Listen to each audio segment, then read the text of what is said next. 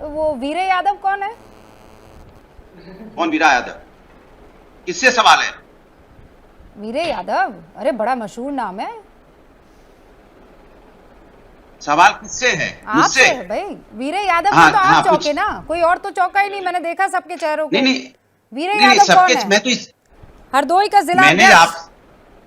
उसका बखान सुनना चाहेंगे आप कह रहे हैं हम जो हैं लॉ एंड ऑर्डर मेंटेन करने वाले हैं, हम अपराधियों से अपने आप को दूरी बना के रखते हैं। हाँ, बिल्कुल। ये अतीक जो अभी आपको जेल में संविधान को मानने वाले लोग हैं। अब जिंदगी भर के लिए, या हो सकता है इसको फांसी की सजा तक हो जाए। ये इसके भी रिश्ते आप ही की पार्टी से थे ना, किसी और से तो थे नहीं।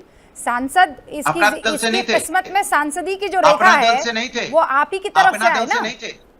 अपना दल से नहीं थे। अरे आपके दल से थे कि नहीं थे? अपना दल, उसका दल, इसका दल बाद में कीजिएगा। सुनिए, आपके दल से थे कि नहीं थे? सुनिए, समाजवादी पार्टी कभी भी, समाजवादी पार्टी हमेशा विकास की राजनीति करने वाली है। इसलिए हमने बताया कि हम पुलिस सिस्टम को कैसे मजबूत किया। इसलिए हमने बताया कि आपराधिक मुकदमे, संगीन आपराधिक मुकदमे कैसे हटाए गए हैं। जीशान साहब यहाँ पर हमारे साथ बैठे हुए हैं। सर, आपको पता है जीशान भाई कौन है? सुन लीजिए, आप मेरी बात सुनिए। जानते हैं जीशान भाई कौन है? ये वो हैं जो जिनके घर पर अतीक ने हमला किया था। 25 लोग पहुंच गए थे जेल में, अतीक से बात कराई, पूरी जमीन शाइस्ता के नाम कर दो।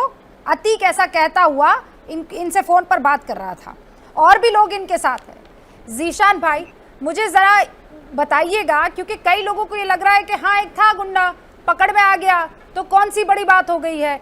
आज उनको बताना जरूरी है कि कौन सी बड़ी बात हो गई है, क्योंकि भाई सबके घर पे तो फोन नहीं जा रहे थे ना। जिनकी जिंदगी जहन्नुम में शख्स ने की थी वही बता सकता है कि आदमी है कौन। क्योंकि आज तो दिखाई दे रहा है कि बहुत मासूम सा है, बीमार है, डायबिटीज है, दिल की परेशानी है, कह रहा है भाई हम तो जमीन में मिल चुके हैं, अब रगड़ रहे हैं। एक एक विक्टिम कार्ड खेला जा रहा है। जीशान भाई, क्या हुआ था आपके साथ? जी जी जी जी जी जी रूपिका जी, मैं आपके माध्यम से बता देना चाहता हूँ मैं बहुत देर से सुन रहा हूँ इन लोगों सबकी बातें सुन रहा हूँ।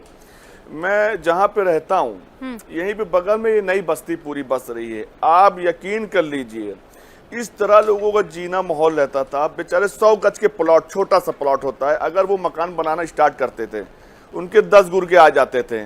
क्या मकान बन रहा है? ऐसा है कि भाई के पहुँचाए दो, 1-2 लाख रुपए, छोटे से मकान में 1-2 लाख उनके गुर्गे ले लेते थे। ठीक है, आप यही बता दूं। और उसके बाद जो है कोई जमीन खरीद रहा है, कोई व्यापारी कोई काम कर रहा है, इनके गुर्गे पहुंच जाते थे कि ऐसा है कि यहाँ काम कर रहे हो तो भाई से मिल लो और भाई के पहुंचा दो, नहीं काम नहीं कर पाओगे।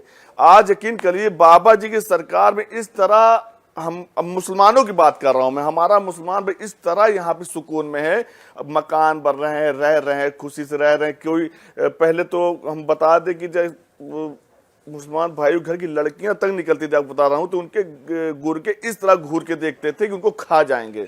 आज आके देखिए इस तरह सुकून है, सब हर कोई अपनी जिंदगी मस्त है, कोई मतलब नहीं किसी से। लेकिन ये अतीक अहमद, समझ लीजिए, ये जो कह रहा है कि मैं मिट्टी में मिल गया हूं और माफियागिरी खत्म हो गई है, आप ये समझ लीजिए। मैं 2016 की एक बात आपको बता दूं, यहीं पे कुछ ही दूर पे एक बेनीगंज है, वहां पे इसके 10-12 गुर्गे जाते हैं, एक जमीन का मामला रहता है, भरपूर गोली चलाते हैं। ठीक है, 2016 में आप समझ लीजिए किसकी सरकार थी, मैं नाम नहीं लेना चाहूंगा। उसके बाद जो है वो FIR तक होती है, FIR होती है। उसमें आज आपको एक नाम मैं और आपके चैनल के माध्यम से बता देना चाहता हूं। उसमें एक नाम रहता है जो आज के राज्यसभा सांसद हैं, वो है इमरान प्रतापगढ़ी। उनके नाम भी FIR होती है अतीक अहमद के साथ। फिर उसके बाद जो है FIR होती है, FIR हो गई, एक कूड़ेदान में फेंक दिया गया। उनके गुर्गे उसी तरह घूम टहल रहे हैं, उसी तरह जमीन कब्जे, सारी चीजें चल रही हैं। फिर 6 महीने बाद, उसके बाद एग्रीकल्चर जो सीएट में आप देखेंगे अतीक अहमद घुसता है, 10-12 राइफल के साथ लेके घुसता है। और फिर जब बहुत ज्यादा वो मीडिया में चल जाता है तो फिर होती है FIR होती है, कोई गिरफ्तारी नहीं होती है, वो कैंट से चुनाव लड़ता रहता है।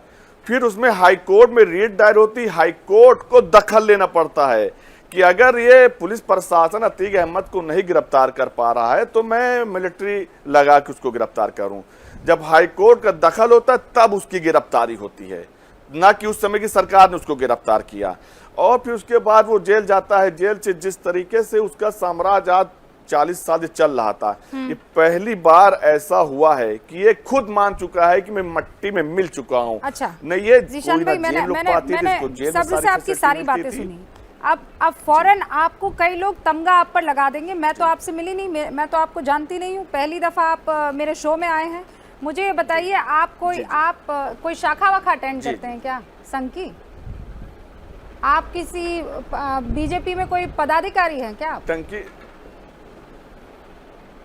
नहीं, ना मैं बीजेपी कोई पदाधिकारी हूँ, ना ही तो मेरा कोई बीजेपी के साथ आप फोटो देंगे, बल्कि सपा के लोगों के साथ मेरी आप फोटो देख लेंगे कई। हाँ। लेकिन ये यकीन कर लीजिए कि जिस तरह इस सरकार में हमको सुकून मिला है, मेरा पूरा परिवार, हम लोग तो दुआ करते हैं कि बाबा जी अगर चले गए तो यकीन कर लीजिए कि मैं तो मारा ही जाऊंगा और मेरे परिवार को भी मार दिया जाएगा, क्योंकि अतीक अहमद का इतिहास रहा है, जो भी उससे लड़ाई किया है वो जिंदा नहीं रहा है।